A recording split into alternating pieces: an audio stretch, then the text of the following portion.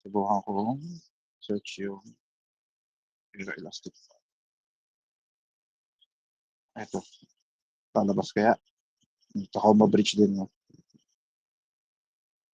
Bakit shorts? Hindi yung pakpak. Usually kasi pakpak dahil nga flutter. But anyway, ganito na lang, may backup naman ako dito sa ano, sa aking video. So ito naman yung aerial elastic flutter. So kung napansin niya may ano siya, may bilog. Yung bilog na yun ay vortex. So pag sinabing vortex ay yung ikot na hangin, no, doon sa sarili niya, no, maikot ng hangin sa sarili niya. At pag kasi may vortex, yan kasi ay low pressure. Eh digat pag merong dalawang side, katulad nito may dalawang side ng hangin na kung saan ito ay low pressure, itong kabila syempre ay high pressure.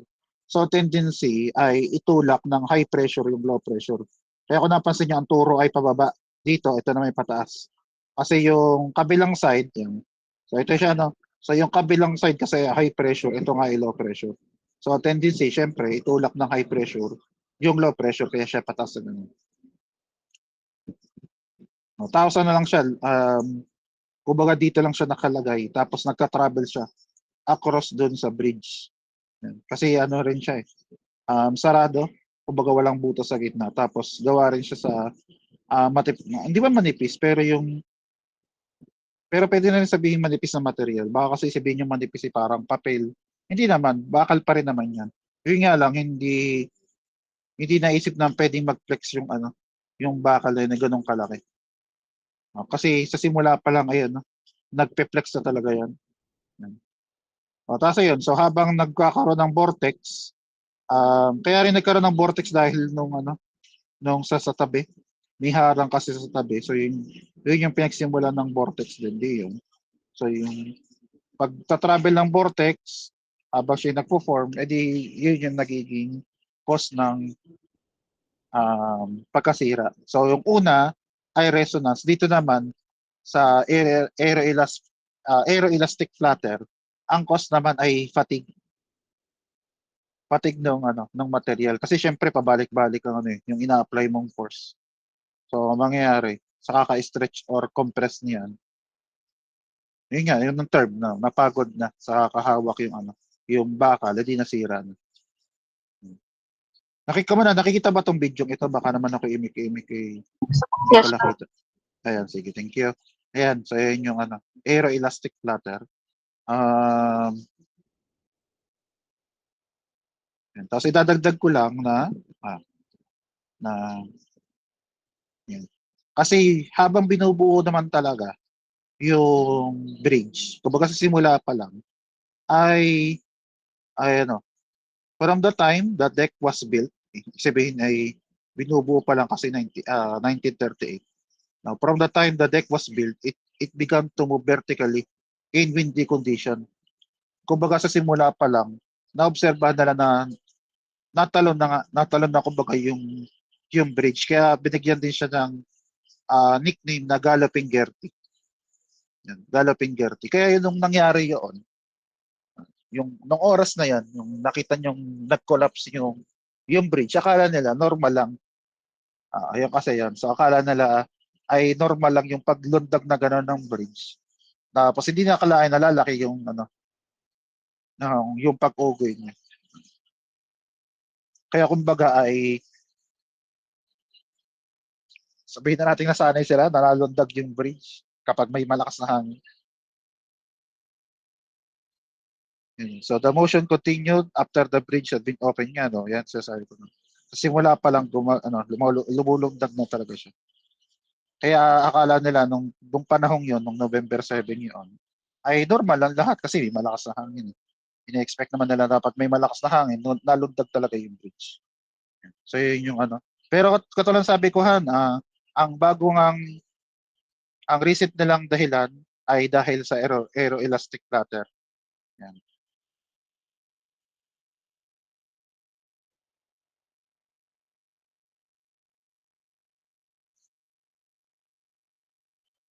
Hindi nakalagay. Hindi na rin pinakita yun eh. So yung una. Yung una nga kasi ano, um, mali yung pindot. Yung una nga yan, no? Vortex shedding, tapos ito nang recent na nga ay aeroelastic flatter. So yun ang dahil. And then, nakalagay din nga pala dito, binigyan ko nga pala ng picture. So ito yan, no? Resonance from vortex shedding. So yung nakita ko nyo kaninang oscillation na ito ngayon sa likod. So nagkakaroon kasi ng vortex. O di, yun nga, katulad sabi ko kanina, yung vortex kasing yun ay source ng low pressure. Tapos syempre, yung kabilang side ng vortex ay high pressure. Kasi may low pressure eh. So pag kinumpara yung lugar, biskis lang saglit ha.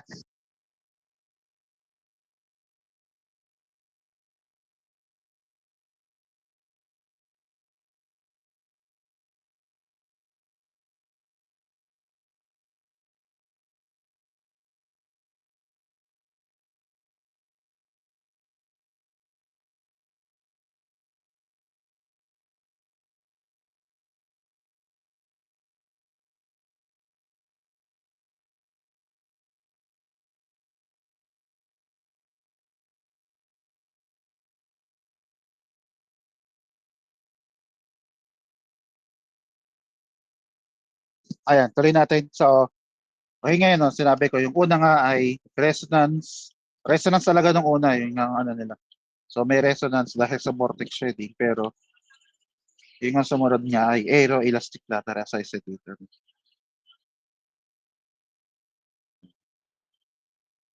O kaya nga nagkaroon ng shedding dahil nga yun. Kaya ko napansin yung drawing niya rin parang mahabang H. Yung H pero mahaba yung gitna. Kasi nga nagko-contribute kasi yung nasa tabing yun dito sa aeroelastic flutter. Kasi nagkakaroon ng pag-ikot na ano.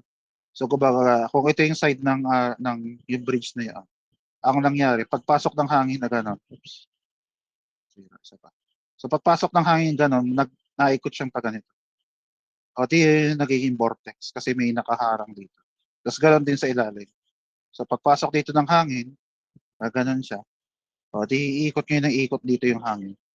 O, tapos dahil din sa itsura nung ano, or sa direction na rin ng hangin, di na tatravel yung ano, vortex. Kaya kumbaga hindi rin nakatulong dun sa shape.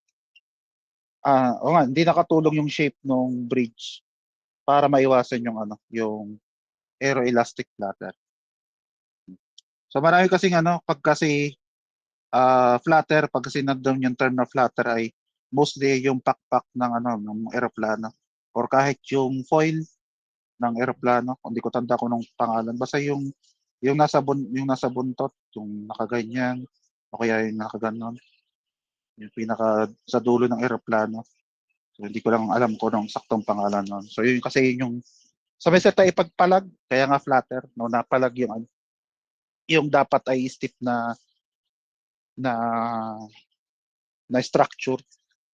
No, ang dahil napalag dahil ng hangin. So, yun yung ano, aeroelastic flatter. Tapos, ayan nga, summary nung lahat ng nasabi ko nung nasabi ko. So, ito nga yung equation para sa amplitude. No? Tatandaan ha, basta force vibration ay labas na dyan yung C1 at C2 ha. Wala kayong kukunin C1 at C2 kasi nga yung part ng may C1 at C2 ay nagiging zero na nga yun. Tatandaan nyo, sabi yung transient, nabanggit ko nga na siya ay transient solution. Pag sinabi kang transient ay nagiging zero. Tapos ito nga yung steady state na solution. Tapos yung nasa taas, parehas kasi nga equivalent, no? Kasi nga galing siya sa spring. Yan. In-apply mismo yung maximum value ng periodic force dun sa spring kaya nagkaroon ng deformation. Tapos ulitin ko lang ulit, itong M na to, para sa deformation na hindi yan maximum. Ang maximum ay itong force. So, maximum value ng periodic force. Pero ito ay ginawang M para sila magka-partner. Kumbaga, itong delta sub M na to, ang may dahilan yan ay yung P sub M. Kaya pinagpares na letter M. Kasi siya ay ano yan yung deformation niya. So siya yung, ang tawag nga niya ay static deformation. Pero wala kasi nga siyang special na pangalan. So deformation nga lang yan. O, ang term niya nga ay static deformation. Basta yung delta sub m ay wala yang special na pangalan. Pa, buti nga ito mayroong maximum value ng periodic force pero hindi rin hindi rin special na pangalan din yung maximum. More of describe nga lang kung ano yung P sub m. Yan ha.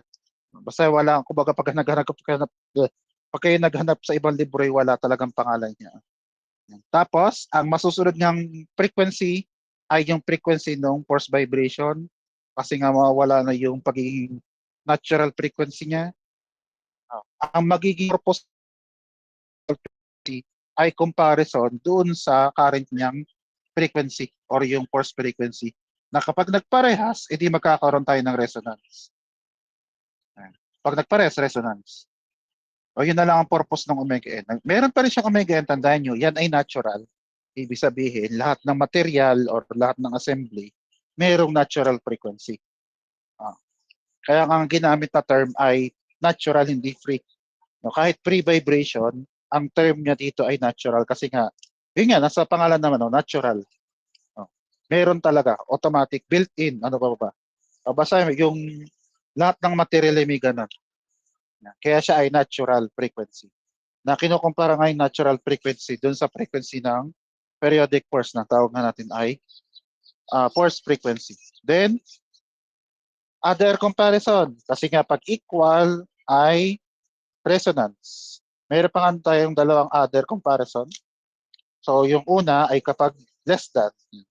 So, kapag ang omega f ay less than sa omega n, meron tayong in phase na vibration. At kapag naman ang omega f ay greater than sa omega n, meron naman tayong out of phase na vibration. So, dyan naman sa in phase at out of phase, nandyan naman yung angle. Kasi phase angle. Kasi kung naalala nyo sa pre-vibration, di ba, ang kapartner lagi ng amplitude ay phase angle. Kaya napansin nyo, wala akong nababanggit tungkol sa phase angle kasi yung phase angle ay nandito lang sa dalawang ito. So, ano ba yung sinasabi kong in phase at out of phase nito? So, para sa in phase, yan.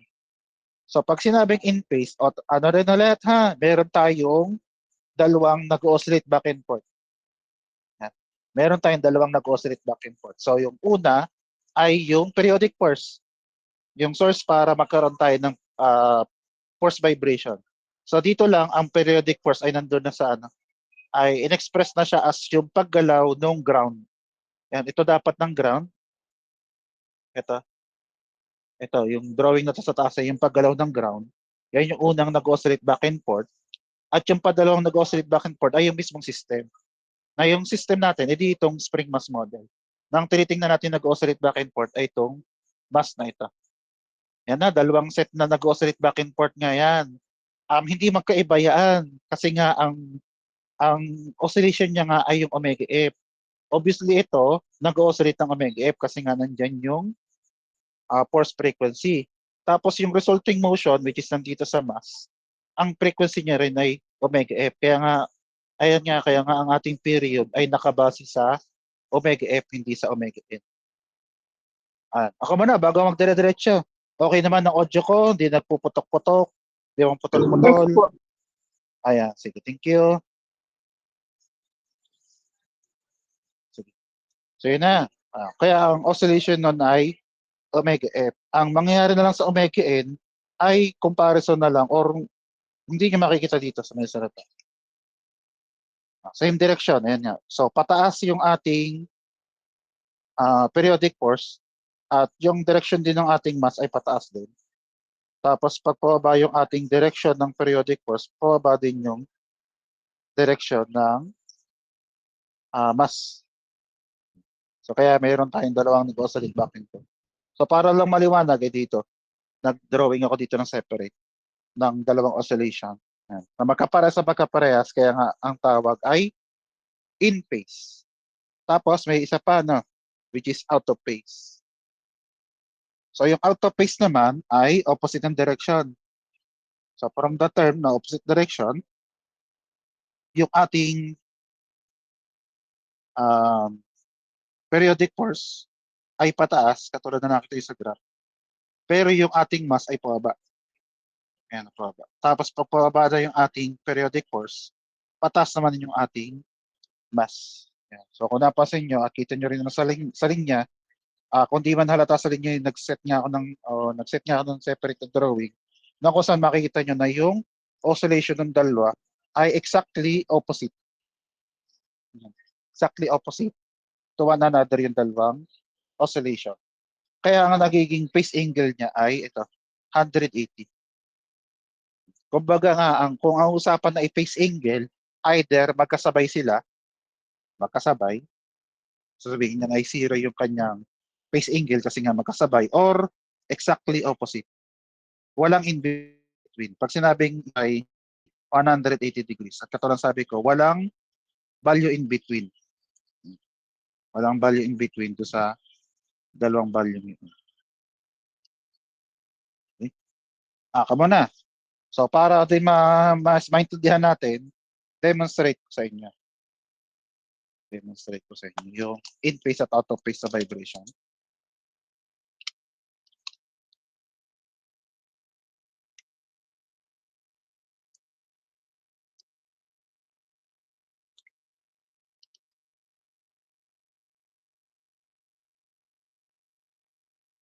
Kaya set up tayo. Set up.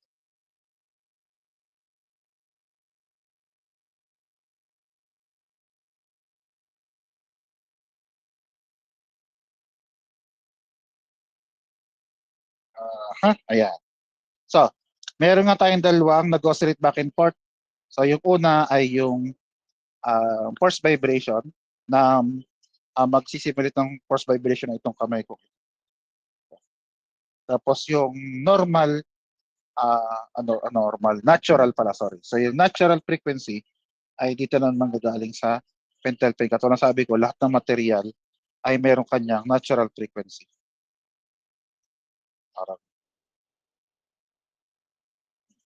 Okay? So, katulad sabi ko, lahat ng material ay may natural frequency, kaya itong pentel pen na to ay mayroon yung natural frequency. Kasi kakapit natin sa ating source ng force frequency. Yan. Tapos, oscillation. So, sa simula, dahil omega n ay less than omega f, baliktad, omega f ay less than omega n, so mabagal muna. Yan. So, pag mabagal yung oscillation back and forth, katulad na napasin niyo, ay magkasabay pa itong dulong ito. Itong dulong ito at yung kamay ko. Kumbaga kita nyo, na-maintain na horizontal yung pentel pen.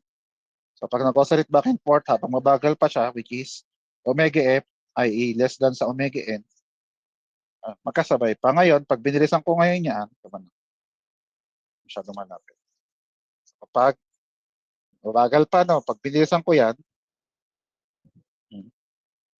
hindi ko ginaganyan na. Ang ginagawa ko lang ay na-oscillate back and forth ko nga lang yan.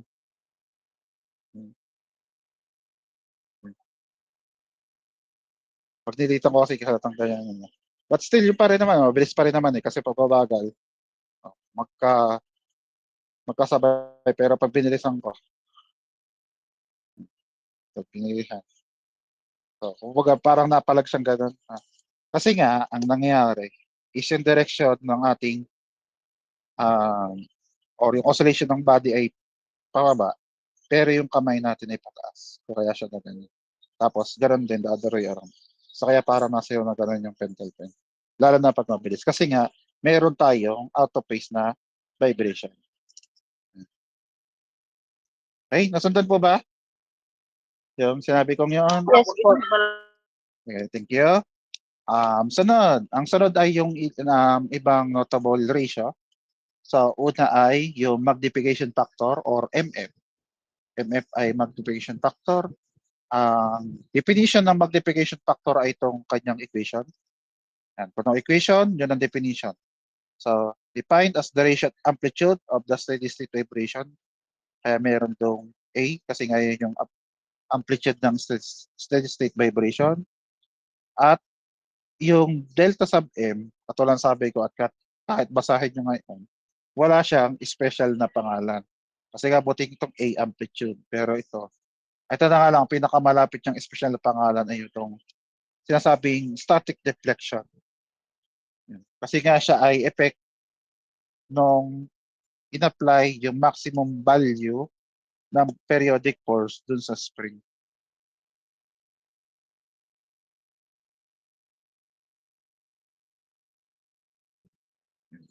So, ayan yung equation ng magnification factor. Tapos pag sinundan nyo yung equation, so, amplitude over um, ano nga yung, basta yung delta sub m, na ito yung amplitude, ito yung delta sub m. So, ito, dadalhin sa ilalim. Kaya naging equation ay itong 1 over 1 minus omega f over omega n na naka-squared.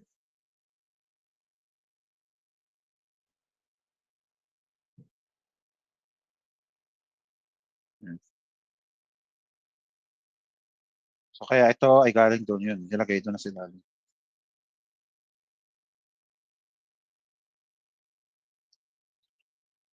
Okay. Tapos,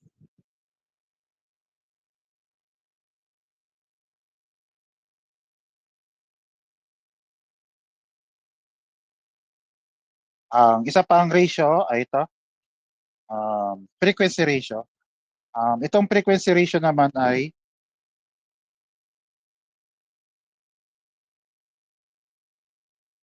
itong frequency ratio naman ay walang special na pangalan.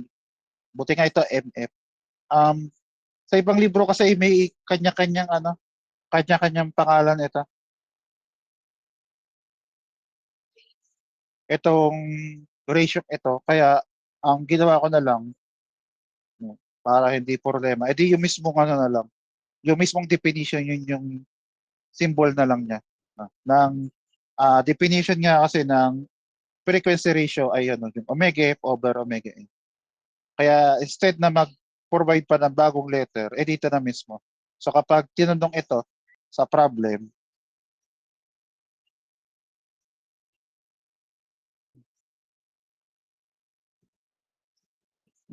kapag uh, tinignan yung ratio ito,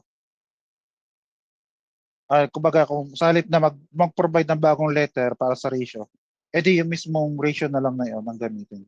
So kaya omega f over omega n. Omega f over omega n.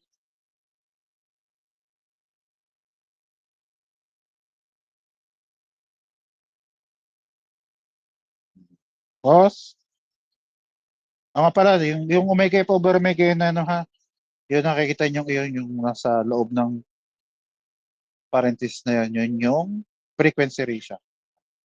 Tapos, so, ano tayo magsasolve ng sample problem, pero hindi yan yung sasolve natin para sa mga iba. At total yan din naman i-release ko na rin kasi as as solve problem. Kasunod.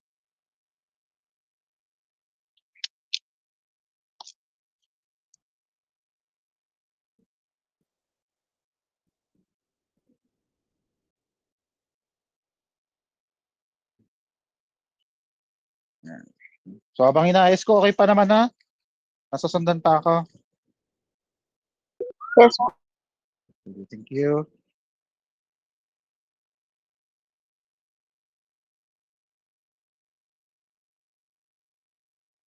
May ilaw pala.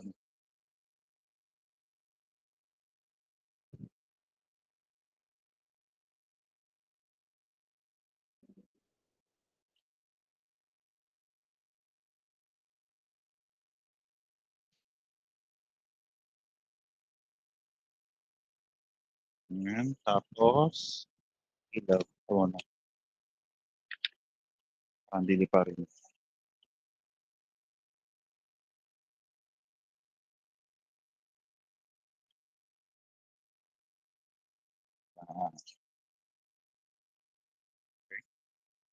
Nakikita ka? Nakikita yung aking sample problem dito? Sige, thank you. So here we have a 50 kilogram instrument which is yun. Nakita nyo ito yung 50 kilogram instrument. Tapos supported siya by 4 spring, katulad na napansin nyo dito. Dalawa lang yung nakikita nyo, pero apat yan. Kasi yung dalawa pa ay nasa likod nito. So, isa dito, isa dito. Nasa likod niyan yung spring. Pero apat yan. Na each na may stiffness na 7,500 Newton per meter. Sunod ay yung if the instrument foundation, so yung mismong ground, kumbaga, yung ground, ay nag-undergoes ng harmonic motion na given in meters, tapos equation. Determine the amplitude of the steady state motion of the instrument. So, nakikita nyo yung so, kung napansin nyo yung ground, ayan, may nakalagay na X sub B. Kasi yun yung motion na pinakita dito yan, X sub B. So, yung completo equation. So, gumagalaw yung ground. So, kahit siya ay ground, nasabi nga natin hindi gumagalaw. Kumbaga parang, ang pinakamalapit ko nang may describe parang parang lindol. Ito. Yung mismong ground ay yung gumagalaw. At pwede yun, kasi yun yung source ng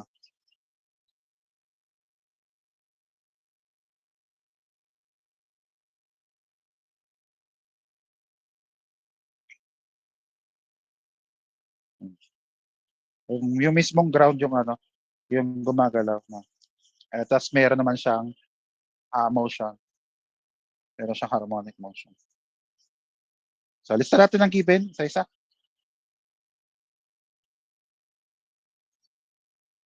So, given.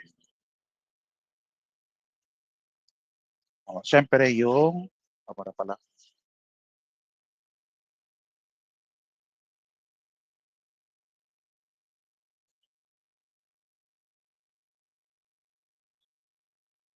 So, given, meron tayong 50 kilogram na instrument. Tapos, dahil ang giniven dito ay pang-isahang spring lang, edi pang-isahang spring din muna ang ilalagay ko dito. So, ang K ng isang spring ay 7,500 Newton per meter. Sunod ay, itong equation na to, yung sinabi ko kanina. So, isulat ko lang siya dito. X sub B. X sub B, may X sub B doon. So, dito lang yung nakaturong pataas. Pero yun nga, yung ground ay gumagalaw. 0.002 cosine 50t. Tapos isulat ko na rin muna sa reminder na yung unit nito ay in meters. In meters.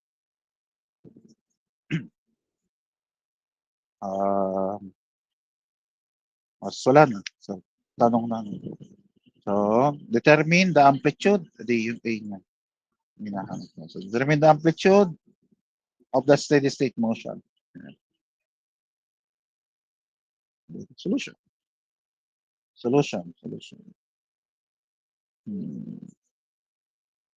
Ano mo na? Para alam natin yung gagawin natin, tingnan muna natin yung ating system ulit na to. So, tingnan natin yung system. Okay? So, kung napansin ninyo, meron nga tayong spring sa ilalim. Kasi ito nga yung ating instrument. At kung napansin nyo, walang kahit anong possible na hinge sa paligid. At kaya ako binabanggit yun, kasi nga, meron tayo ay mass, tapos yung mass ay connected sa spring, which is obviously, yung spring syempre ay connected sa ground. Basta yung mass connected sa spring, tapos yung ating mass na to, kumbaga ito, ay nag-move lang ng straight line, hindi siya na ganun. Kaya nasabi yun, kasi wala namang pivot point dito. So walang magpe-prevent sa kanyang mag-move linearly. Kasi kung meron man, di siya maganda siya. No? Pero kasi dahil siya ay nag-move ng straight line, yun nga, no, yung ang criteria nga, moving in a straight line, may mass, may spring. So therefore, ito ay under ng spring mass model. At dahil nga yan ay spring mass model, alam natin yung kanyang omega n. Kamuna para maliwanag yung part dito sa tabing ito ay scratch siya. Yan, hindi yan part ng solution para maliwanag. So para lang maging maliwanag yung yung pag-i-explain ko. So ulitin ko lang ulit, meron niya tayong spring mass model dito na ang value nga ng omega n ay equal nga sa square root of k over m. Yan. Square root of k over m. Na kung saan yung m ay di yung mass ng equipment natin ito. Equipment nga. Instrument pala, sorry. Yan. So yung 50 kilogram na yun yung mass na to. O syempre, hinahanap natin yung omega n. So ang sunod na kukunin natin ay itong k. Yung k na to, edi yung para dun sa apat na spring. Para sa mesa tayo para sa apat na spring, sasabihin, hindi lang to basta k, kundi yung buong spring na nandito na apat. Ang gagawin niya natin doon sa apat na spring na yon ay papalitan natin yung apat na string na para isang spring na lang. Na yung magiging value ng iisang spring na yon ay K equivalent. So K equivalent nga yung nag-iisang spring. Yun yung magiging nandito sa taas ngayon. Kasi nga apat eh. So dapat ay isa nga lang. No? Dapat ay isa lang yung spring. So kaya K equivalent. So yun mo lang ang kailangan natin malaman. Kung paano natin makukuha yung equivalent na spring na yan. At para makuha equivalent spring, kailangan alam natin ngayon kung paano ngayon magduduktong-duktong itong apat na spring na to. Para malaman, so habang nandito pa rin tayo, so ang gagawin, ito na sabi ko, kailangan natin malaman yung kung paano magkakaduktong-duktong yung mga spring na yan.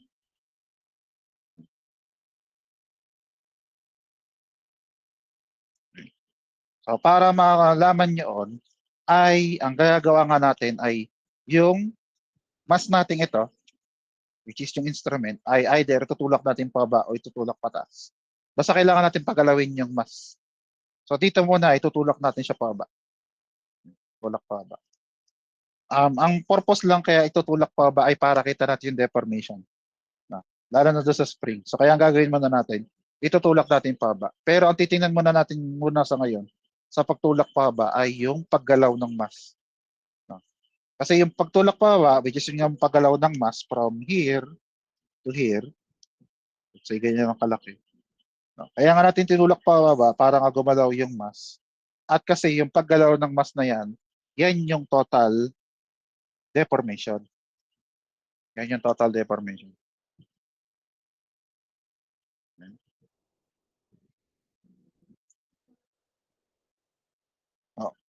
Ulitin ko yan ay paggalaw pala, kumbaga ay kahit wala pa yung spring, itinulak natin pababa yung mass, gayang kalaki yung bababa niya. Kunyari lang naman. Kunyari nakalutang lang naman yung instrument natin at walang spring sa ilalim. Kunyari lang naman. Tapos ngayon, sisingit ngayon natin yung spring doon sa ilalim. Katulad na nakita nyo, ang spring ay connected doon sa ilalim. Lahat naman sila. Katulad na napansin nyo, lahat sila ay connected dito sa ground. At yung kabilang side nila ay connected doon sa ilalim ng instrument. Na kung saan, kung yung ilalim ng instrument na to ay gumalaw ng ganito kalaki, tapos siya rin ay restricted sa paggalaw kasi nga nasa ground na siya.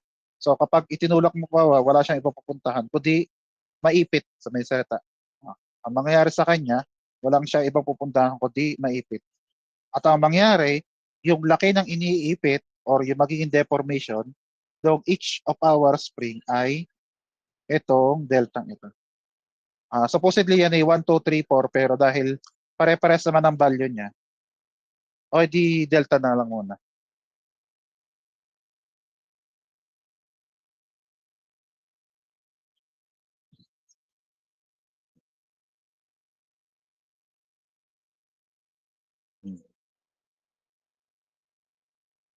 So, kung ang total deformation, which is yung paggalaw ng mass natin, ay kaparehas sa individual deformation, sabi ko na, pare-pares naman ganyan yan.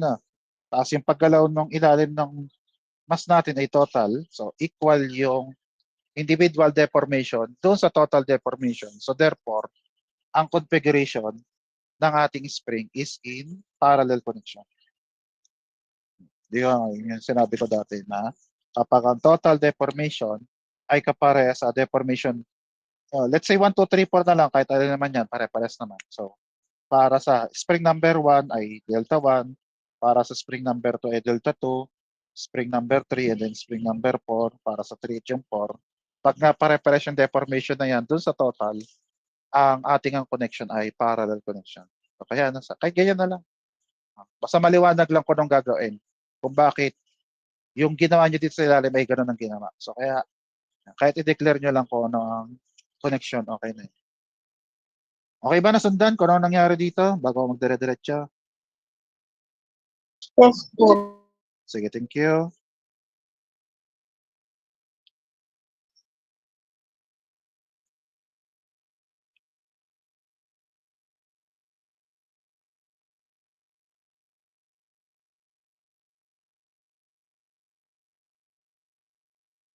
So, sabi nga natin, pag nga tayo may parallel connection, yung equivalent ng yon, yung papalitan nga natin, tatanggalin natin yung apat na spring at ipapalit natin yung isang yun na tinatawag nga nating equivalent spring ay equal nga doon sa sum ng individual spring constant. Eh meron nga tayong apat na spring na pare-pares ang value, kaya pag-add-addin lang natin yung apat na spring na yan.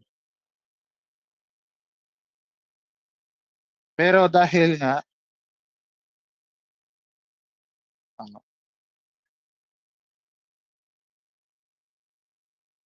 pero dahil nga pare-pares ang value niyan at apat sila, so pwedeng pag-isahin na lang natin, sabihin ko ay equal na rin siya sa 4 times ng k kasi pare-pares naman yun. Yan. So 4 times k. O di yun yung ating equation ng equivalent spring. So 4 times k. So 4 times k.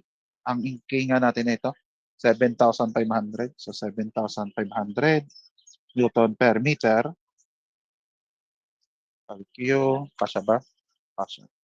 Yan. So, 4. Sige pa lang ko.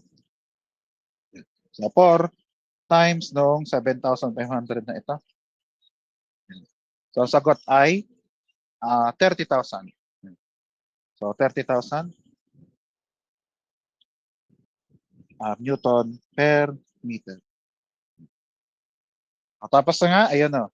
Again ha, itong part na to, scratch to ha. Kumbaga, pag nilagyan ko ng linya dito, ito lahat ng ito scratch. Para lang may, may pakita ko na kung gagawin. Okay? So, dahil alam na natin yung equivalent spring constant natin, so didiretso ngayon tayo sa pagkuha nga ng omega n. Kaya ulitin ko lang dito yung equation ng omega n, which is square root of k over n. Na katulad ng sabi ko nga, ang k nga, yun nandun. Ang k nga natin gagamitin ay yung equivalent. K equivalent. Na k equivalent nga ito, compute lang natin 30,000 Newton per meter. Tapos yung mass, ito yung mass ng instrument natin, which is ito, 50 kilogram. Tapos square. O yun yun. So 30,000 square root ng 30,000 divided by 50 ay ayan. Sagot. Again, ay equal sa 24.49489743. Tapos ang unit niya ay radians per second. At kaya naging radians per second kasi yung unit lahat dito ay naka MKS. Kumbaga itong Newton ay hindi kilonewton. Ay kilogram talaga kaya nga MKS. Meter, kilogram, tapos second. Ang second ay nandun sa nasa Newton kasi nga ang Newton ay kilogram times meter per second squared. So kaya nandito yung second. Makakancel yung meter at yung kilogram. Pag ginawa natin itong kilogram times meter per second squared. Kaya naging radians per second. So yan yung ating omega n. Yan yung omega n.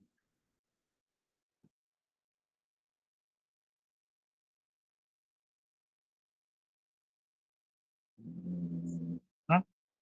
Anong sunod na? Ano kaya ang sunod?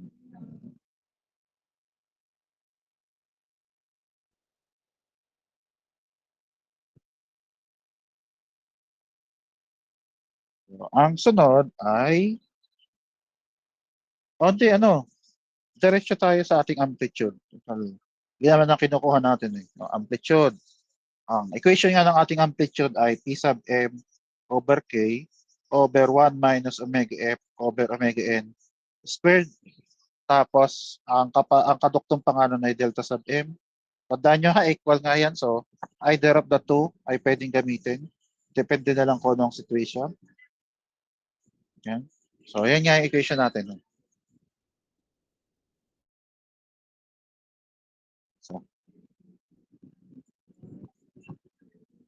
So, ano ngayon ang gagawin?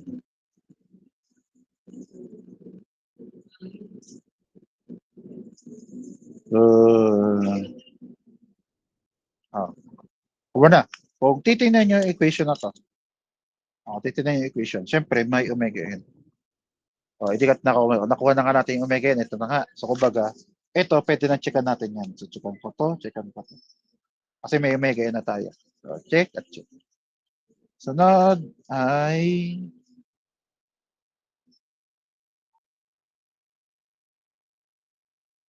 omega f antay. Ito munang kn. Ito munang k. Yung k kasi ay kung na yung k na ginamit dun sa system. Hindi nga yung individual, kundi yung k equivalent. Kaya ito, pwedeng sa halip na simpleng k, kasi nga magkaiba yung k sa k equivalent. Kaya ito, pwede ko nang palitan ng k equivalent. Kasi yung equivalent naman talaga ang ginamit natin. At may value na nga tayo dyan. Kaya yun ay, checkan ko na rin. Checkan ko na rin. Checkan ko kasi kailangan kasi natin malaman kung rin sa dalawang equation na gagamitin. Sa ngayon kasi parang wala pa tayong clue kung anong gagamitin. Kaya check ko lahat. Pero ano pa rin, anong gagamitin? Uh,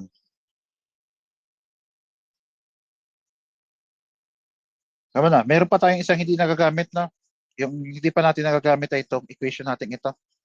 Na x sub b equals to 0.002 cosine 50 times t. So ano ba to? Yan. Ano ba yan?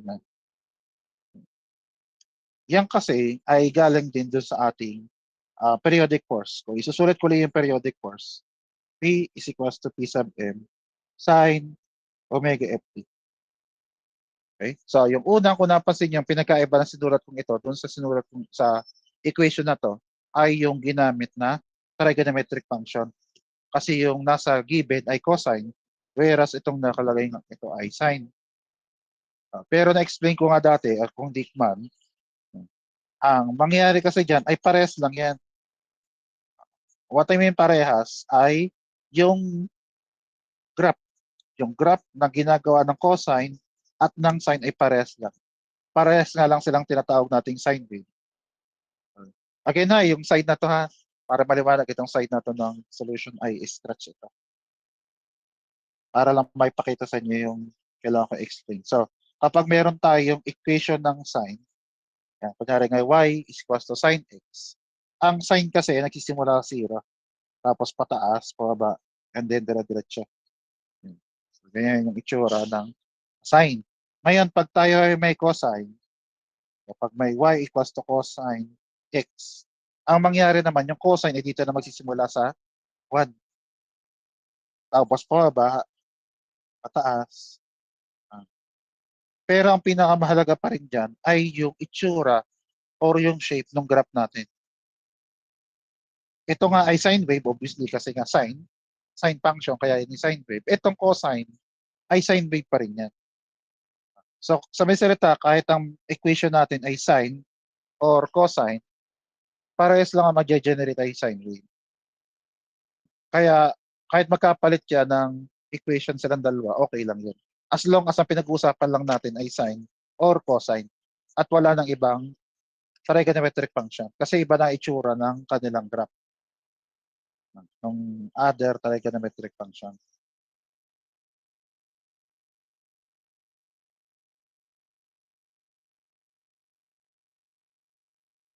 Okay? So, ito, kumbaga ang cosine na to hindi big deal kasi parang sine din yan. Kasi same din na sine wave yung napoproduce niya. No? Magkaiba nga lang yung pinagsimulan kasi nga dapat siya isa sa halip na 0 ay kumbaga ay 1. Oh, pero in terms ng shape ng graph ay pares lang din sila. Kaya walang problema sa cosine at doon sa sine. At pag kumpara natin ito, dalawang ito, yung katabi. So kung ito ay omega ft, so sabihin ito ay ganun din, no? Omega ft. So sabihin, meron na tayong isang value na hindi directly sinabi doon sa problem. At yun yung omega f. At yung omega f nga ito, katabi, 50. Tapos ang unit niya ay yun, no? Katabi niya rin ay time. So sabihin yan din ay radians per second. Kung muna, nagdire-diretso ako, nasusundan pa ako. Sundan pa ako, ha?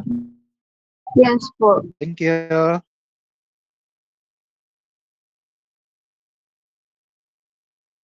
Okay, so yun, ha? Yun, yung unang given. Kumbaga, balik tayo sa ating ano. Meron na nga tayong omega f. Yan, kompleto ng ating equation, ha? So, ang kulang na lang ay maaaring doon sa force or itong deformation na to. Ngayon, ayan, kaya nga nalagyan ko to ng in meters para maliwanag na yung equation na to ay in terms ng length. Ito nga ay force.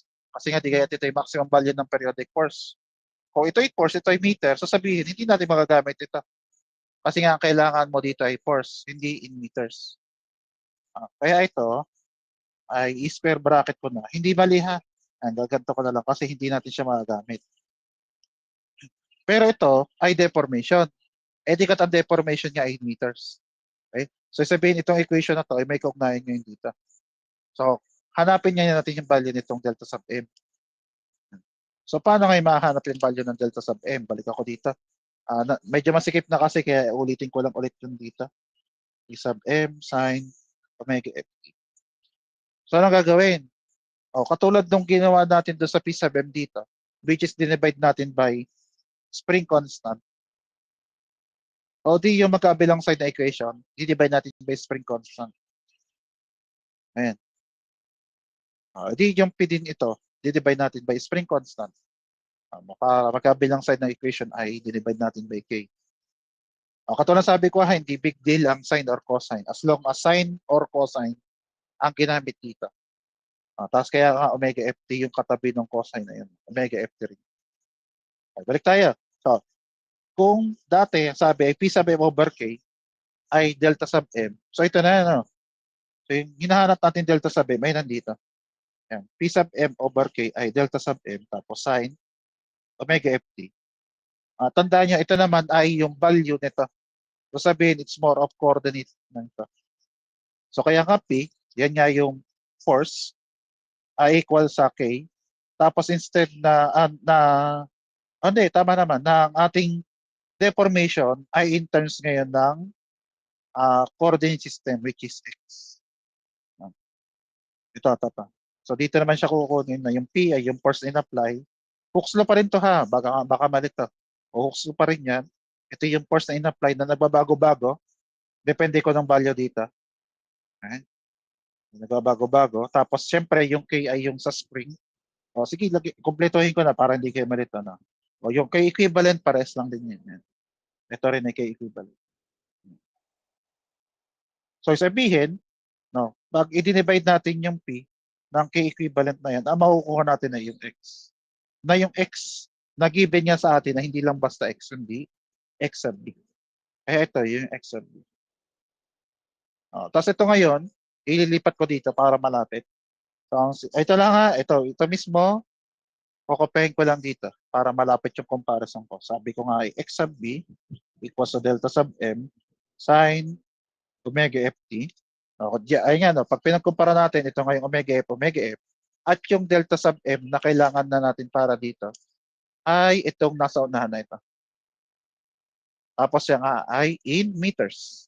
So sabihin, yung padalawa ng value na hindi directly sinabi sa atin ay yung delta sub m, na ang value niya nga ay 0.002 meters. At yan na. Kasi pag tinignan natin ito, check natin ito doon sa ating equation, ayun, check na natin. So kompleto na. Kasi nga ito yung hinahanap, diba? Ito yung hinahanap niya, yung question mark. So pag tinignan nito, kompleto na. So, ang gagawin na lang natin, sasubstitute natin yung lahat ng nakuha natin ito. At isusulat ko nga, katulad sabi ko, lahat na nandito is stretch ito para lang may explain ko ng ayos. Pero ito yung part ng solution. So, ang ating equation nga gagamitin amplitude ay yung mayroong delta sub m, tapos 1 minus omega f over omega n na naka-square.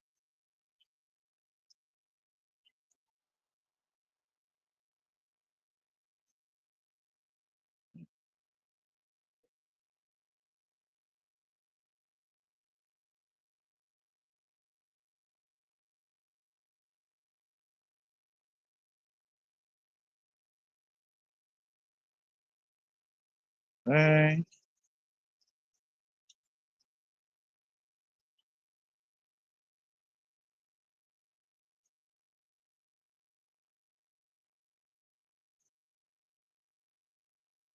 Ang gawin ay substitute. Ang delta sub m ay 0.002 meters. Tapos 1 minus ang omega n na lang muna dahil yun ang mahaba. So ang omega n ay 24, 49, 48, 97, 43. Ito nga ay radians per second. Then yung omega f ay yung ng 50 radians per second. Mababa. Tapos make sure lang na pag ginamit natin yung equation na to, maalin dito or dito, maalin sa dalawa, na yung unit ng omega f at omega n ay parehas. Parehas na radians per second. Kaya ako nabanggit yun kasi may iba pang unit yan na pwede yung omega, which is in terms of RPM. So pwedeng RPM ito rin yung RPM. Kaya pwede yun kasi kahit omega at pwedeng RPM kasi conversion lang naman yung RPM. So ang kailangan pa rin in terms ng omega f ay radians per second. So kung kailangan nyo lang RPM, edi convert mo lang ito sa RPM. Okay. Kaya nga, basta kailangan pares ang unit ito para makancel. Kasi dapat yan ay walang unit ito. Tapos pag walang unit, hindi ang matitira ay meters, which is tama kasi nga ang amplitude ng motion natin ay in terms ng meters. So, compute natin. Ay, antay pala muna, hindi ko na-save ito. Ulitin ko to ha. O, nakasave naman. Ayun, nakasave pa. So, itong valueng ito, ilalagay ko sa letter A. Letter A, nilagay ko sa letter A. Tapos, dito ilagyan ko lang ng small na indicator na nasa letter A. Para mamaya, pag nakakita kayo ng letter A, yun nga yung omega n. So, ito, compute natin. So, 0.002 divided by 1 minus 50 divided by ng A na naka-squared. Tapos ayan ang sagot natin. Yung sagot ha. Sayan ko lang. Tapos may negative talaga. Mamaya ka-explain yung negative. Kopyahin ko muna kopya mo na lahat. So, negative 6, 3, 1, 5, 7, 8, 9, or 7, 4 times 10 to the negative 4. Ang unit niya ay yung natira dito, which is meter. Kasi wala na nga ito. Meter. So, meter. Okay. Sunod. Ang sunod ay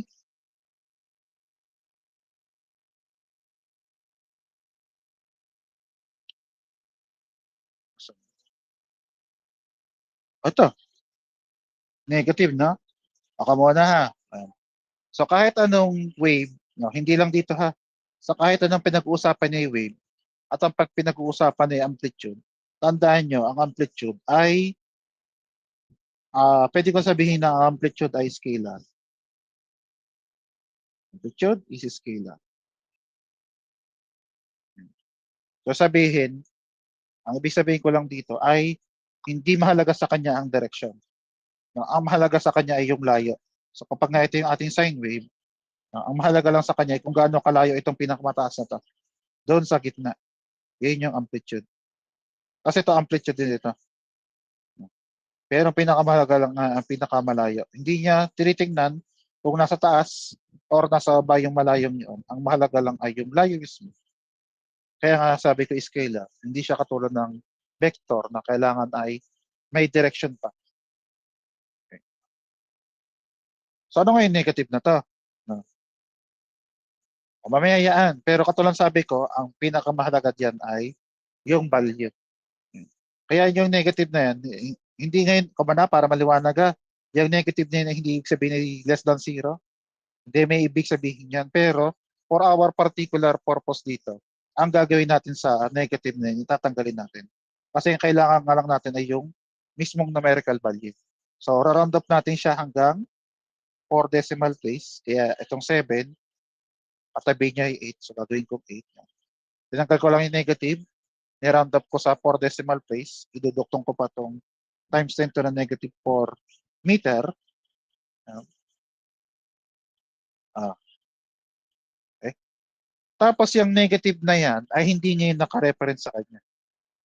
What may mean na by naka-reference? Kasi pag nakakita tayo ng force na negative ang value or yung velocity na negative ang value, kasi nasabi nga natin dito, ito ay kunyari ay pababa, kunyari ay pataas pala, sorry. Mali. Dahil y ay yan. So dahil siya ay y, edi pababa kasi negative, di ba? Dahil lang pataas sa ating coordinate system ay positive. Kaya dahil itong negative, direction niya ay pababa. Ito din na ganun din sa velocity. Ito yung velocity na negative, tapos sabihin na natin in terms ng x-axis, so siya naman ay papuntang kaliwa, yung velocity. So sa sila ito, direction ito. At siya ay naka-reference sa kanyang sarili. So kung napansin niyo, force na 50 pababa. So kumbaga tinutukoy nitong negative na to ay yung sarili niya. Ganun din ito. So yung negative 10, na negative tapos 10. So pertaining siya sa sarili tapos direction. Pero pagdating dito, yung pagiging negative na to, ay hindi ngayon siya nakabasa sa kanya. At yung negative na yun, ang ibig sabihin nun ay out of phase lang yung vibration natin. At kung napansin, hindi siya nakabase sa kanyang sarili. Ang pinagbabasihin niya ay yung comparison between the two oscillation nga natin. Pag negative, ibig sabihin ni out of phase yung vibration na in-expect natin. At kapag naman walang nakalagay or positive, dito in phase. At kung napansin yung walang direct correlation yung dalawa kasi ito yung paggalaw ng ating dalawang oscillation. Ito nga yung mismong amplitude. Kumbaga sa mass. Ito, dahil amplitude A. So yung gumagalaw na amplitude ay yung mass. Iba pa yung ground. Separate pa yung ground. Yung paggalaw na to, hindi yung paggalaw ng mass natin ito. So ang movement niya pa nga ay out of phase. Okay ba? Nasandaan?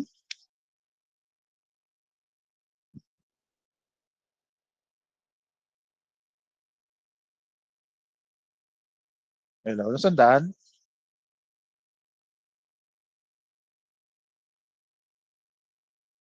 Yes po. Pakisabi kapag kapag nakuha na screenshot.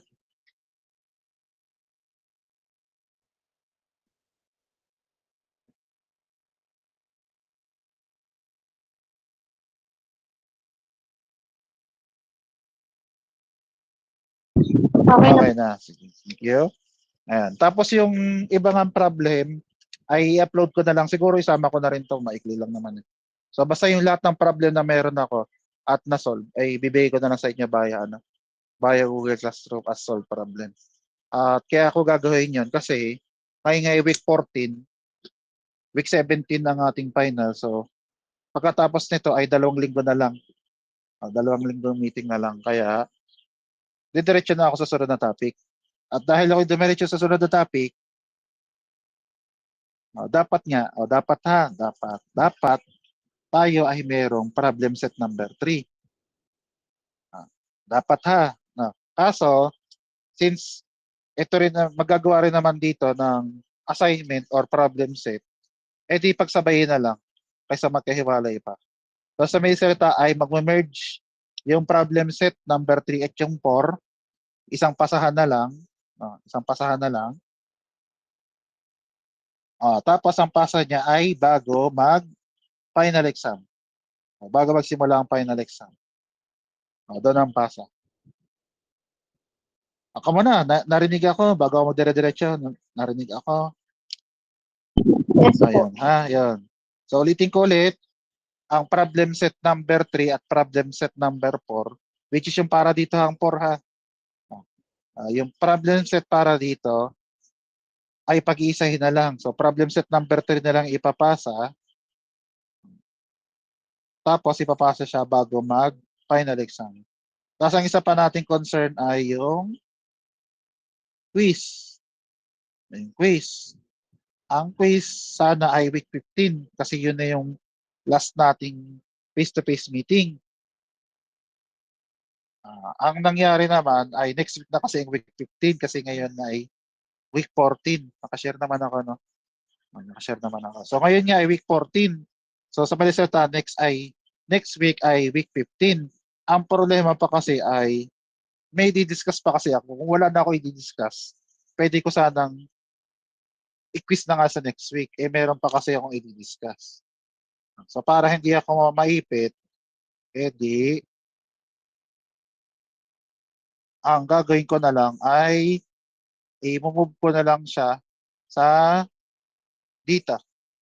Aba na ha, week 15 ito, week 15, 16, 17, 12 by week 17. Etikat nga week 17 ay madalas ang ating finals. So, ito final exam. Ngayon yung week 12, katulad sabi ko, yan election. So, ina-assume ha, hindi ko sure, hindi final ha, no, hindi official. Ako lang ang nag-assume nito ha. No, ina-assume ko na ang gagawin nila dito sa 12 ay ilagay nila sa 19. Pwede naman siguro nilang ilagay sa 11 pero most probably ilalagay nila yun sa 19. Ulitin ko ha, hindi yun official ha. Antayin natin kung ano ang announcement nila. Ako ay nanguhula laang. Ngayon, kung ilalagay nila sa 19, edi ang pwede nating sunod na puntahang date ay yung 20. Pero kung alin sa dalawa yung unang bakante, doon tayo magpapaquiz. Pero katulad sabi ko, most probably ay hanggang 19 lang yan. Yung sa 12 ilalagay sa 19, so 20. Unless otherwise, bakante yung 19, ililipat natin sa 19 para hindi man ako ipit dito. At marami pa rin akong gagawin. Yun na. Ngayon nga, sa ngayon, antay natin kung itong kalalabasan ha. Pero sa ngayon, ang tentative date ay 20. Ngayon, meron pa kasing Sabado-Linggo. Baka kasi magbago pa isip. Hindi pala. Ito, Biyernes na, may Sabado at Linggo pa. So, pag-isipan ko Sabado at Linggo, no? Pero malabo may di-discuss pa kasi ako dito eh. Yung Lunes, Martes, pwede ko na mag-quiz. Katulad ninyo, may di-discuss pa ako. So, tignan muna natin. At siguradong kailangan ko dalawa pang meeting para doon sa discussion. Pero hanggat wala ako ina-announce hanggat nagsimula yung klase natin sa sunod na linggo at ako'y walang ina-announce or kahit sinasabi kay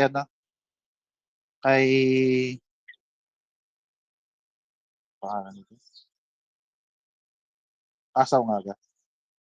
Daphne. Sama na. Tama nga ga.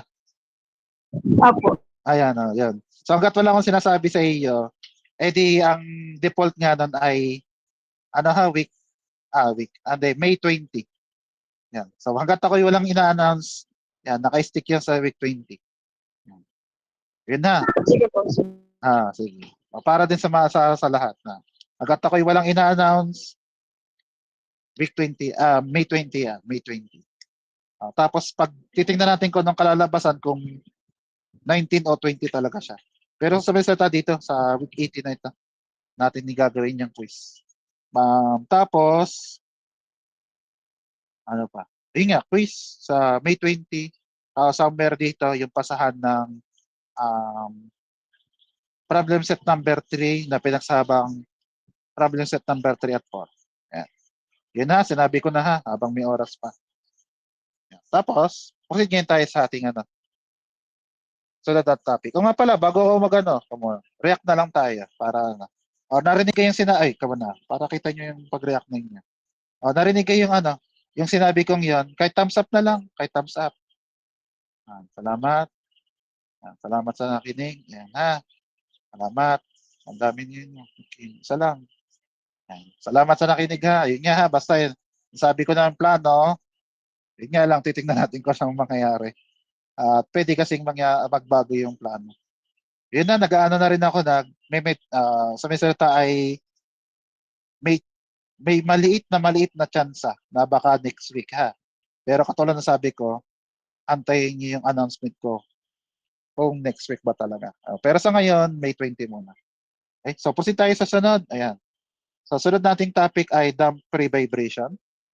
So pre-vibration, yan ngayon napag-usapan na natin dati. Ang gagawin na lang natin, dadagdagan natin ng damping. Kaya nga siya ay damp.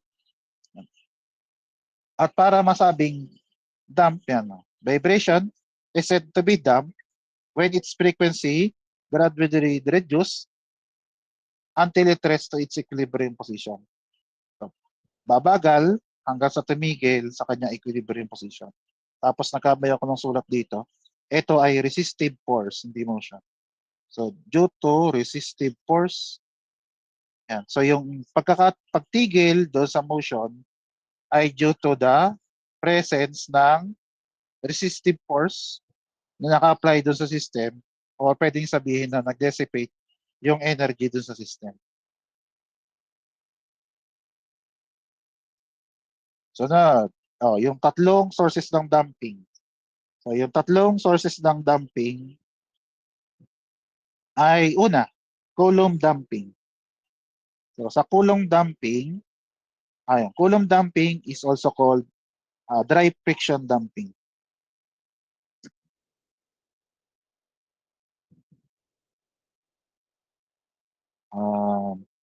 Una, definition. Definition, damping due to sliding friction. So, friction. So, pag sinabi friction, ay yan yung friction na napag-usapan nyo na ng dati pa. Yan yung dalawang surface na may contact to each other. Tapos sliding, kasi nga nag-i-slide na meron siyang motion with one another. Sliding motion.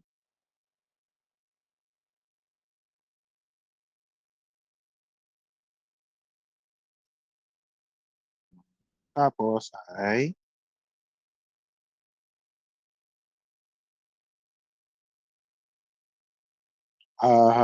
ito, yung another term sa kanya ay dry friction damping. Dry kasi contact nga lang siya between two surfaces. Tapos friction, yun nga. Friction nga, maalin nga sa static friction or kinetic friction. Depende kung gumagalaw or hindi gumagalaw. Pero meron pa rin sliding between two surfaces. Yun nga yung tinatawag na Coulomb damping. Sunod ay tinatawag na viscous damping. So, definition. So, damping due to effect of fluid flow inside a small opening on a piston. So, may piston, may butas yung piston, tapos sa butas na yon ay may nagpo-flow na fluid. Kaya nga nandito yung term na viscous. So, kailangan kasi ng fluid. Okay. Tapos, pag nag-flow ngayon yung fluid na yon, edi yun yung magiging source or magiging cause ng damping natin dito sa viscous damping. Kaya meron tayo dito ang viscous damper. Mamaya, dadagdagan ko yun ng information. But for now, yun yung number 2, viscous damping. Number 3. Number 3 is structural damping or also called hysteretic damping. So ito ay damping. So damping due to internal resistance within a molecule of a seemingly elastic body. So dito muna tayo, elastic body. So ang body nating pinag-uusapan dito under structural damping ay nai-stretch at nako-compress kaya nga elastic body. Hindi naman kailangan sobrang laki pero siya ay laging nasa maaaril sa stretch ano na lang pabalik-balik no. No, pabalik-balik yung kanyang force na naka-apply sa kanya na stretch at compress. Stretch, compress, stretch, compress. Kaya kailangan magkaroon ng naka-apply na pag-stretch at pag-compress doon sa material kasi nga kailangan ay mayroong movement ng molecule. Molecular level, maliliit na molecule. Kailangan ay gumalaw yung molecule. Kaya kailangan ay either hinihila siya or tinutulak. No? Hindi lang pwedeng isa lang ha, kailangan ay pabalik-balik. Kaya nga nakalagay dito yung seemingly elastic band. Kasi yung pabalik-balik na pag-stretch at pag-compress would cause the molecules to move. At kapag nag-move yung molecule, ay meron nga yung, sabi sa tayo, friction. Itong sinasabi ditong internal resistance ay friction, pero between the molecule. Na kung saan ang pinagkaiba nitong structural damping sa Coulomb damping. Sa Coulomb damping kasi, it requires two separate na material. Na pagdidikitin mo yung two separate material, tapos magkukuskusan yun. Kaya nga dry friction damping. Pagdating sa structural dumping, yan ay isang material lang. Tapos hindi pa magkahiwala yan. Kasi nga isang buo yan. Kaya nga elastic body. Na kung saan yung paggalaw ng molecule dun sa loob ng body iyon dahil sa kanyang pagiging elastic, yun yung nagkakos para magkaroon ng dumping. Ayan. So it's more of friction pero sa loob, kaya nga internal, sa loob or molecular level yung friction niya. At sa sarili niya lang. No, isang material lang pinag-uusapan dito. Yung nasa loob niya. Kaya ngayon nga, nandito naman, word na internal. Nasa loob mismo niya yung friction. Yan. So yun yung structural or hysteretic damping. Oh, huh? Na dito sa tatlong ito, kaya nga nalakdawan ko yung number 2 kasi yan yung magiging focus ng o yung pag-uusapan natin. Yan. Yan yung magiging focus, yung tinatawag nating viscous damping.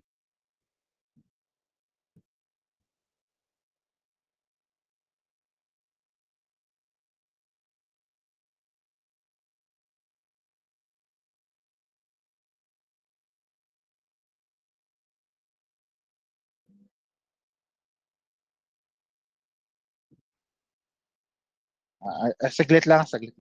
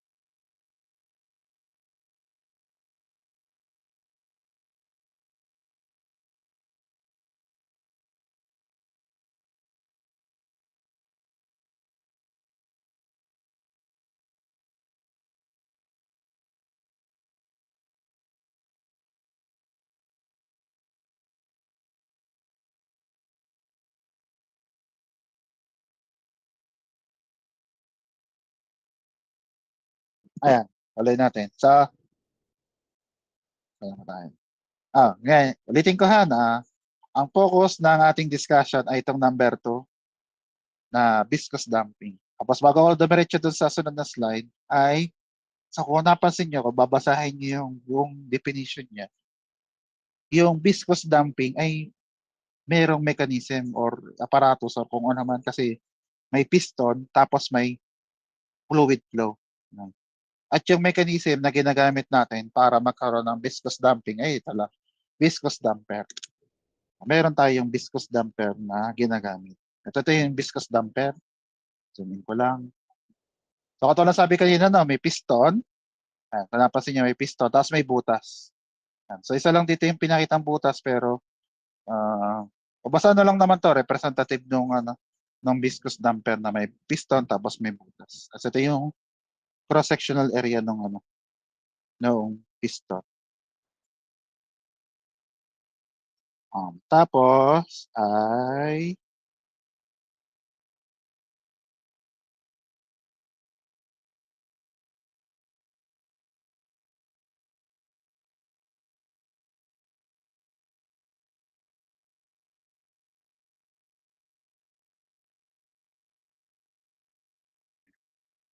tapos ito. Piston, may butas. Ayan, piston, may butas. Tapos, kailangan nga may fluid flow.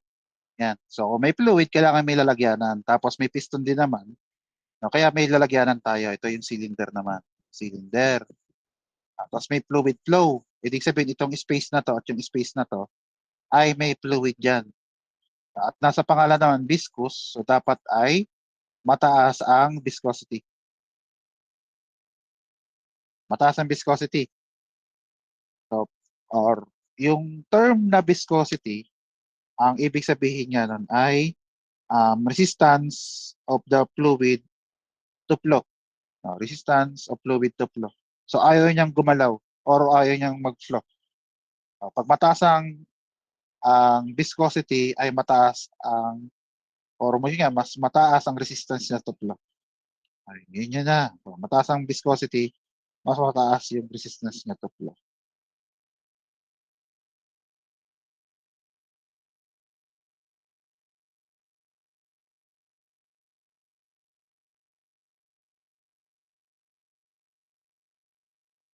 Tapos ay ano nga, so dahil kailangan ay mataas ang viscosity, so let's say ang ginagamit na fluid dito ay oil. Kasi yun naman lagi mataas ang viscosity, yung oil. Tapos yung oil din kasi dahil meron tayong piston na nag-i-slide sa loob ng cylinder, edi pwede na rin gamitin as um, lubricant yung oil na yan. Yung oil na nakapaligid sa kanya.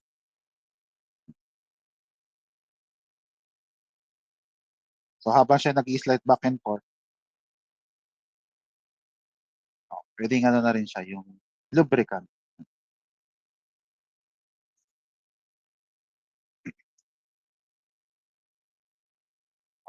Tapos ngayon ay ito. So itong stick na to ay na lang yung connecting rod. Ang purpose lang ng connecting rod ay para mapagalaw natin yung piston sa loob ng cylinder.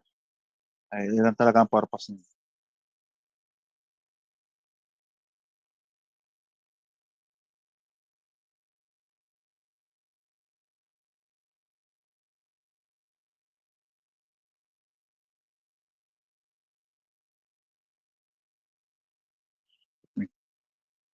So, connecting rod sa piston. So, anong gagawin? Ang gagawin natin ay ito, yung nakaturo naman. Nakaturo na papuntang kanan yung tulak sa connecting rod.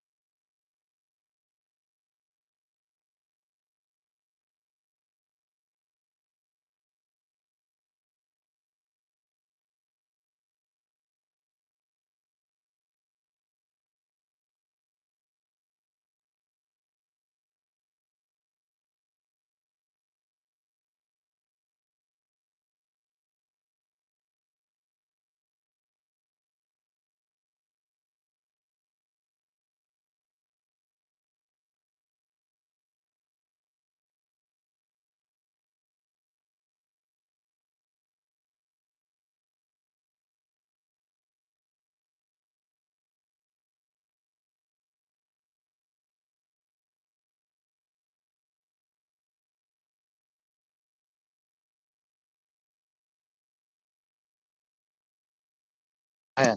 Pasensya doon. So, tuloy natin. So ang gagawin nga natin ay itutulak nga natin yung ating piston. Yan na naman. Pasensya.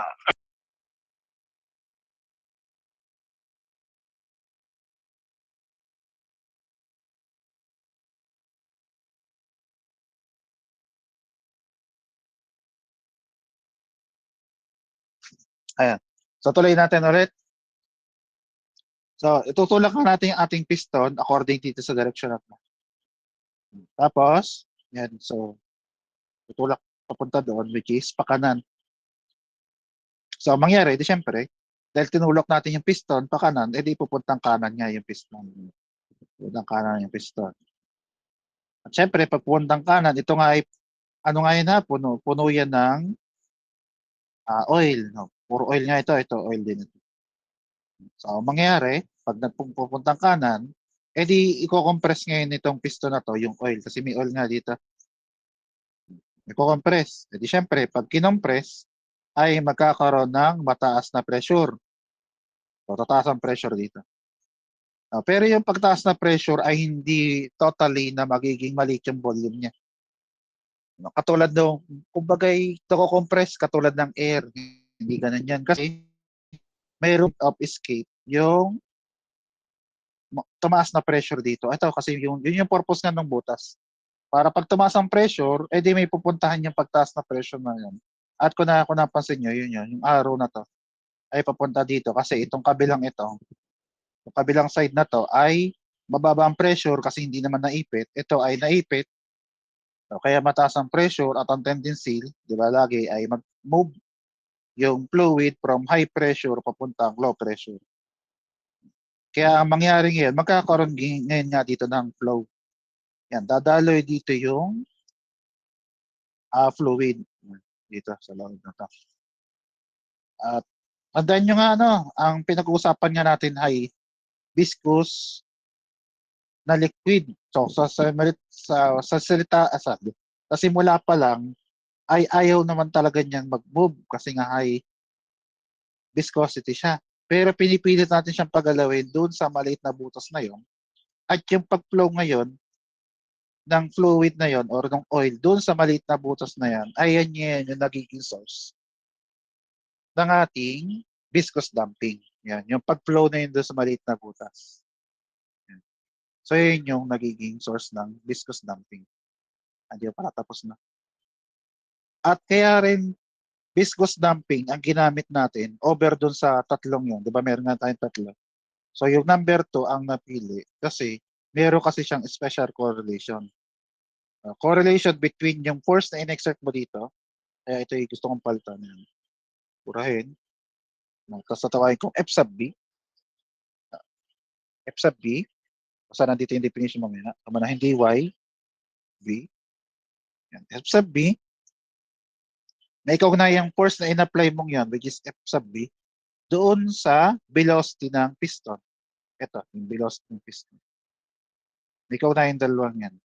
Na yung kaugnayan na ito, na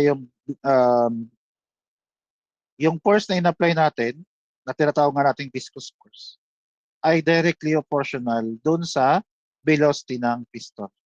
Yun, ito, yun yung velocity ng piston.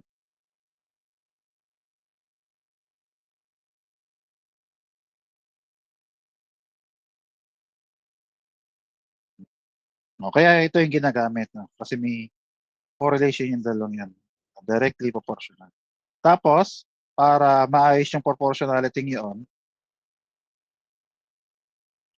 di nag-introduce ngayon tayo ng bagong constant. Hindi na pwedeng K, hindi na pwedeng K kasi nga ang K ay spring constant.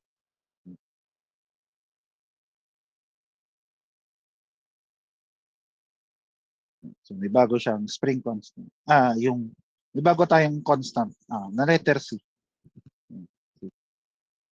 Ng C ay ito. Coefficient of viscous damping. Or ang another term sa kanya kasi medyo mahaba ay damping coefficient.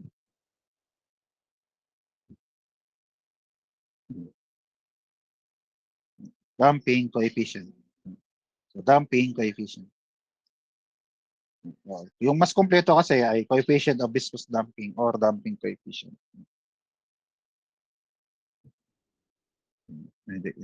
Tapos, para ma-incorporate natin itong viscous damper doon sa ating system, ayan, ito nga ang system nating default, spring mass model. Mas natin yung nag-move straight line, kaya yan is spring mass model. Tapos ito, dadagdag natin itong damper. Ito yung damper. Na yung damper ay, zoom in ko pa. So kung napansin nyo ay, merong nakabaliktad na letter T. Yan, yung nakabaliktad na letter T. Yung nakabaliktad na letter T, yan yung piston dun sa loob ng cylinder. Tapos may parang letter yun na may corner, basta ito. Yan. Yung mga parang nakasalo doon sa piston, edi yun naman yung cylinder. Tapos sadya siyang open. Yun talagang drawing, sadya siyang open. Pero, yun yung, parang kumbaga pinasimple lang itsura ng viscous damper natin na linya lang. No? Baliktad na letter T, yan yung piston. Tapos yung cylinder ay yung square na gano'n, na wala yung ibabaw. At so, syempre, kailangan mo iduktong yan. Kaya nga itong kabila, ito kasi connecting rod, kaya problema kinukonek kasi yung connecting rod. Ngayon, yung cylinder ay kinoconnect na lang sa bayad lang. Para kumbaga ito, kadukto siya ng mass. Okay? Tapos, yan, incorporate na natin yan doon sa ating uh, system. Ito nga ang ating spring mass model. So dahil mag-introduce tayo ng bagong system, di ba balik tayo sa state ng equilibrium ulit. Na yung state ng equilibrium ay, ayan, so unstretched na state ulit ng spring. Tapos ay lalagay natin yung mass doon. Tapos kasabay na rin paglalagay ng mass ay yung damper. Ito.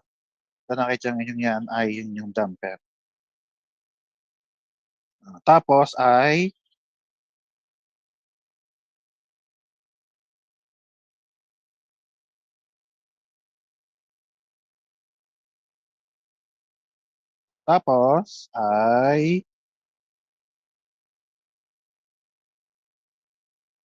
yung mga forces involved starting with the mass. So dahil nga yan ay mass, may weight pa ba. Tapos yung syempre yung spring na na-stretch.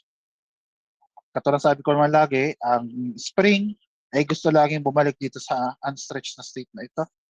Kaya ginagawa niya, pinipilit niyang hilahin itong mas pataas doon sa taas na yun. Pinipilit niyang hilahin pataas. Kaya ang hila niya ay pataas nga niya kasi gusto niya bumalik dito. So yan yung ating force symbol. Pero kung napansin nyo, mayroon pa tayong isa pa dapat na itong sa damper. Kasi mayroong viscous force. Di dapat ay may force din tayo naka-apply dito. Pero kung napansin nyo, wala akong nilagay. Kaya wala akong nilagay kasi nga ito, no? Kasi nga tayo ay nasa equilibrium. Nasa equilibrium. Kapag sinabing nasa equilibrium, itong mass na ito ay hindi gumagalaw. Hindi gumagalaw. Ngayon, kung napansin nyo, yung mass natin ito ay connected dun sa piston via connecting rod. Connecting rod. Piston. So sabihin din ito, kung ano ang velocity ng mass natin, edi yun rin yung velocity ng piston. At kaya ako binabanggit yung velocity ng piston kasi nga yun yung velocity na kailangan natin dito sa viscous force. So, kung hindi gumagalaw yung mass, edi sabihin hindi rin gumagalaw yung piston. At kapag hindi gumagalaw yung piston, so pag sinubstitute natin siya dito, so lumalabas ay zero din yung value ng viscous force natin. So dahil zero naman siya at hindi nga gumagalaw, so kahit anong arrow ang ilagay ko dyan, pataas man or pababa, ang value pa rin nun ay zero. So kahit lagyan ko dito ng viscous force, no, pag ginamit ko siya dito, ay di zero din. O kaya hindi ko na lang isinama. Total ang value naman niya nga rin ay zero.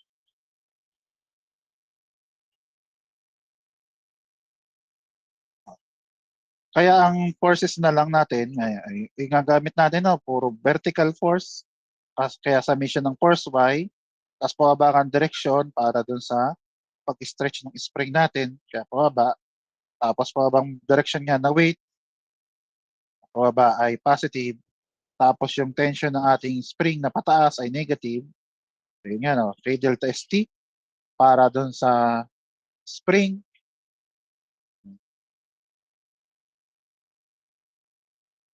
Kaya ito ay yan, negative K delta ST pag sinubstitute doon sa spring. At lalabas nga, gusto nga lagi natin positive ito. Madali kasing mag-analyze kapag puro positive. Kaya ang mangyayari ay W is equals to K delta ST. Yun yung para sa state equilibrium na equation natin. So, proceed tayo sa sunod. Sa may vibration. So, pagdating sa vibration, ang ating ang mass. So, from state ng equilibrium, ang gagawin nga natin ay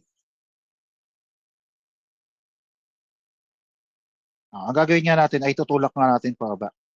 Ang dahilan lang kaya natin tutulak pababa ay para kasunod siya doon sa positive na direction na sinet natin.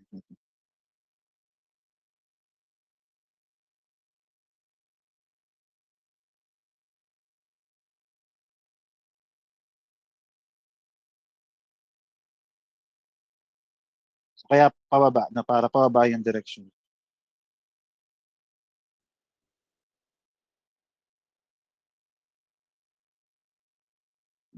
Tapos, dito sa nakababang ito, doon tayo ngayon magkukuha ng summation ng force. Yan. Tapos nga pala, dahil siya gumagalaw, kaya yung ating summation ng force ay equal ngayon sa M times A. Tapos pababa nga ay positive. Tapos, pag in-identify natin lahat ng forces involved dito, ay yung mass. Mass. Kaya pababa ay weight. Tapos yung tension ng spring ay hinihila niya nga ulit pabalik doon sa taas na yon. Kaya nga ang force exerted by the spring ay pataas pa rin. Kasi nga gusto niyang bumalik doon sa position na yon. Tapos syempre, dahil nga ito'y nag-move pababa, so dahil nag-move pababa, so yung ating acceleration din ay pababa din. Yan.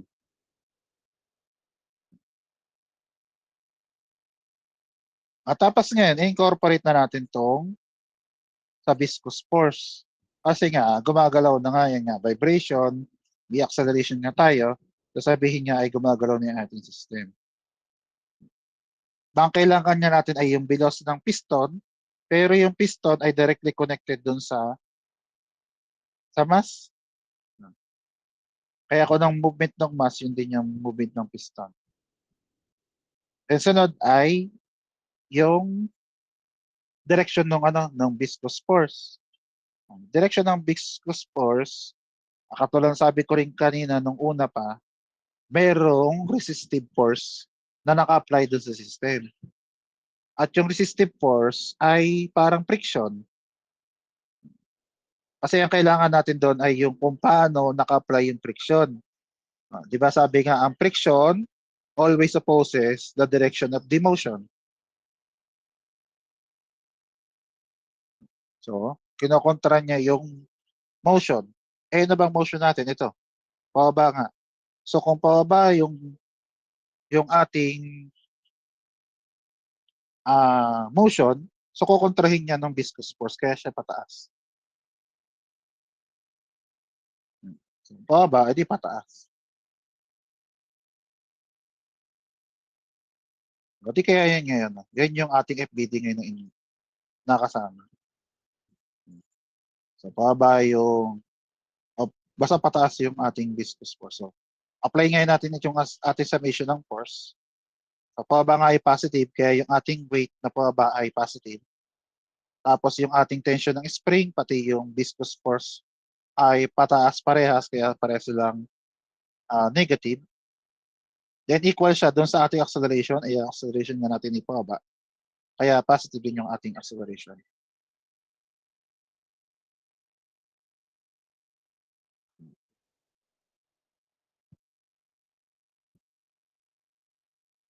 Tapos ay yung mga values ng ating mga forces. So yung weight ay weight pa din, hindi natin papalitan nga yan. Weight ay weight pa din.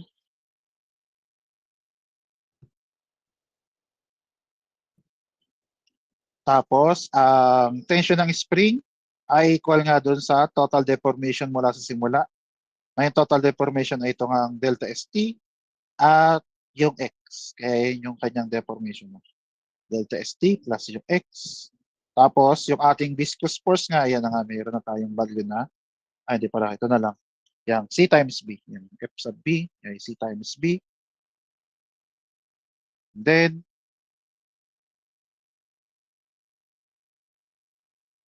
ayun na pala, no? Yung MA, ano lang, positive lang, kaya M times T. Sinubstitute nga ito doon sa tension ng spring at yung CB doon sa viscous force. Yan. Tapos, ang sunod ay dinistribute yung um, negative K. Yan, distribute yung negative K doon sa loob ng parenthesis. Distribute kaya meron negative K delta ST at negative KX. Negative K delta ST at KX.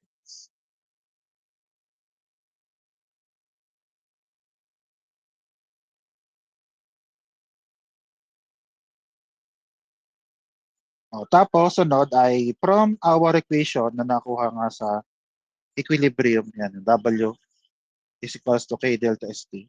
Yan. So, since ang W ay equal nga sa K delta ST, ito ay yung W, K delta ST, pinag-minus natin. So, ito ay equal na to 0. So, kung ito ay equal to 0, matitira itong KX, negative KX minus CB, tapos equals to MA. MA, yan. Tapos, lipat natin sa kabila itong dalawa para pare-pares sila kasama ng MA na positive. Yan. So, MA, yung inilipat na CB at yung inilipat na KX. So, from negative magiging positive.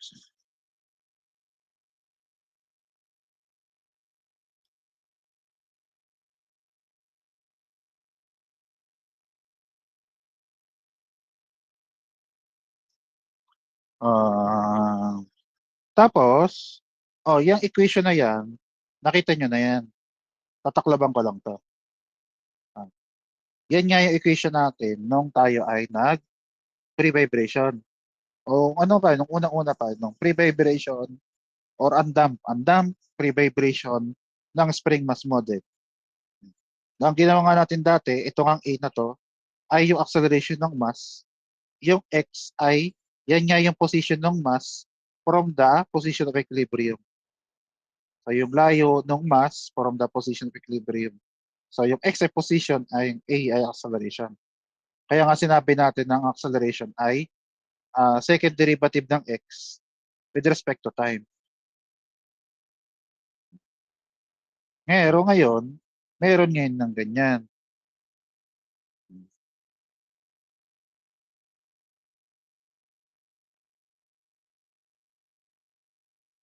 Meron ngayon ganyan.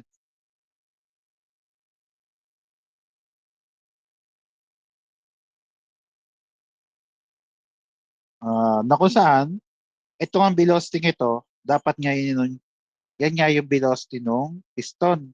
Pero dahil nga yung piston ay connected dun sa mass,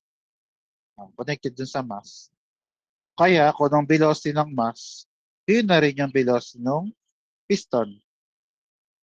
Yan. Kung ang velocity ng mass, yun na rin yung velocity ng piston. So, velocity pa rin, naulit na yun ng mass. So, acceleration ng mass, velocity ng mass, at yung position ng mass. Ito pala, position ng mass. So, lahat sila ay pertaining to the mass. Kaya kung acceleration ay second derivative ng x, so yung velocity ay pwede natin sabihin first derivative ng x with respect to time.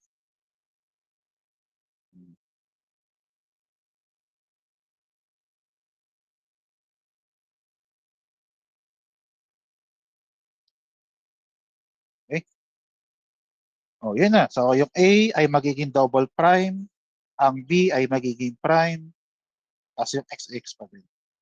Tapos, yan na yung ating differential equation. Yan yung differential equation. Tapos, para masolve natin yung differential equation, ay kailangan na i-eliminate natin kung anong type ng differential equation. So, ang type ng differential equation nga ay, ayan, sobra. Ayan, homogeneous, second order, linear differential equation. Homogeneous nga ulit kasi equal to 0. Second order kasi yung highest degree ng differentiation ay second degree. Sunod ay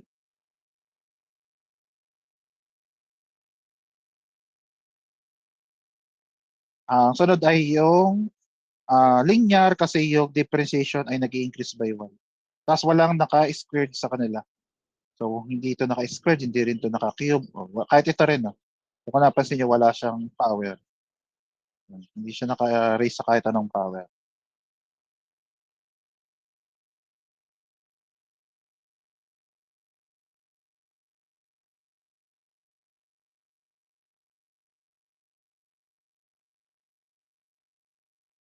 Yan. So, dahil nga siya ay second order, linear differential equation, alam na natin na dapat ang gawin niya kasi nga, yan yung differential equation na napag-usapan natin dati. Doon niya sa pre-vibration nung spring mass model. Ngayon, yung equation na nakuha natin nung pre-vibration nung spring mass model. So, di yun. Gatin yung ginawa natin dati. Hindi ka na nalagay isa-isa yung ano ha, yung label. Di ba ang ginawa nga natin ay yung differentiation ay in-express natin using differential operator and kaya may d squared. Tapos itong x na to ay equal to 0 kasi itong nasa parenthesis na to equal to 0. Tapos ang kailangan niya natin ay itong may t, hindi na nga ito. Kasi ito yung may kailangan natin value. Tapos mula sa d, gagawin natin lambda para siya magiging characteristic equation. Ang lambda ay yung characteristic na variable. Characteristic equation. Tapos kung naalala ninyo, yun ay dati nga ito lang, no? Wala ito, no? Kaya nga dyan natin nakuha yung square root of k over m, yan yung k times m. Pero dahil may ganito na,